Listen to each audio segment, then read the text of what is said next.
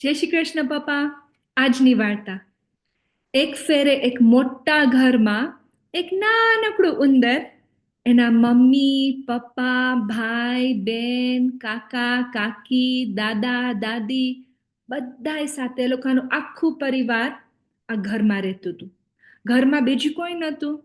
તો સવાર ને રાત એ લોકો દોડાદોડી કરતા, રમતો રમતા, ગાયન ગાતા, વાતું કરતા ને ખાવાનું ખાતા. બધા બહુ જ હેપી હતા, બહુ જ ખુશ હતા.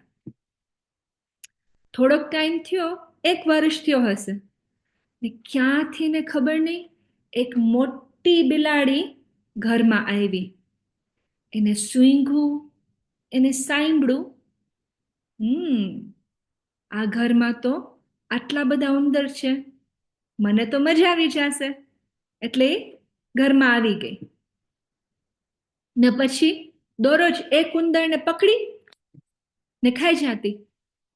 આસ્તે આસ્તે જે ઉંદરનું પરિવાર હતું ને નાનું નાનું નાનું નાનું નાનું થવા માંડ્યું ને બધા ઉંદરને એટલી ડર લાગી, એટલા બી ગયા બધા કે હવે શું થશે, આ બિલાડી તો આપણે ખાઈ જશે બધાયને. તો રાતના એ લોકોએ મીટિંગ કરી. બધા ઉંદર સાથે આવ્યા જે બાકી હતા ને બધાએ વિચાર કર્યું કે આમાં આપણે શું કરશું.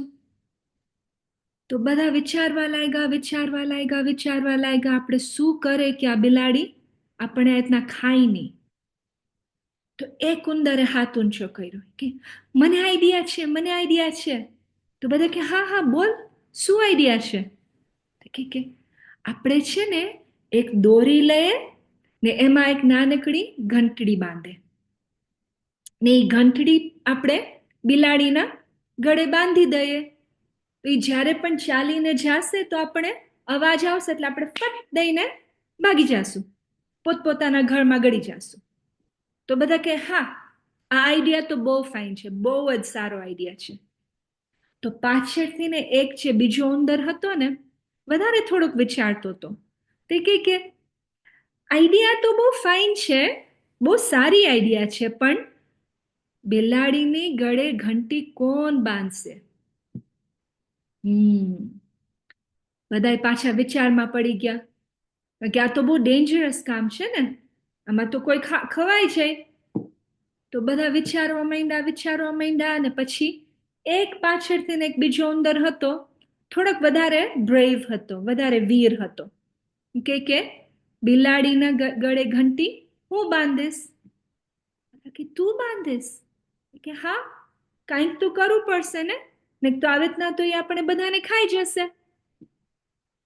બધા કહે કે ઓકે. તો એ લોકો એક દોરી લઈ આવ્યા ને એક નાનકડી ઘંટડી લઈ આવ્યા. ઘંટડી નાખી દોરીમાં ને એ લોકોએ એ ઘંટડી ને દોરી ઉંદરને આપી. હા, તું બાંધ્યો.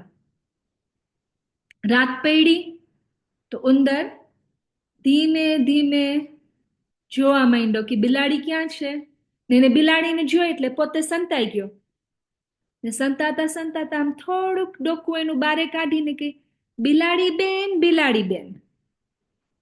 બિલાડી તો સરપ્રાઈઝ થઈ ગઈ કે ઉંદરને મારી સાથે વાત કરવી છે. તો બિલાડી આસ્તે આસ્તે ઉંદર પાસે ગઈ. ઉંદર હજી સંતાઈને બેઠો હતો કે હા બોલ, શું બોલું છે? ઉંદર કે બિલાડી બેન, તમે તો કેટલા ફાઇન લાગો છો, કેટલા સરસ લાગો છો તમે. તમારી લાંબી લાંબી મૂછો ને લાંબી લાંબી પૂંછડી, તમારી મોટી મોટી આંખો. બિલાડીને તો આ બહુ મજા આવી, કોઈ એને આવી બધી વાતો પહેલા નથી કરી. કે હા, એ તો છે ને પોતાની મૂછને એને અડી. મિયાઉ. ઉંદર કે પણ એક જો વસ્તુ હોત ને, એક વસ્તુ મિસ થાય છે, હું તમને સાચી વાત કહી દઉં. તો બિલાડી કે હા શું? કે જો તમારી ગળે ઘંટડી હોત ને તો તમે કેટલા ફાઇન લાગત, કેટલા સરસ લાગત. બિલાડી કે હા, એ તો વાત સાચી છે તારી પાસે ઘંટડી કે હા જો કેટલી ફાઇન છે.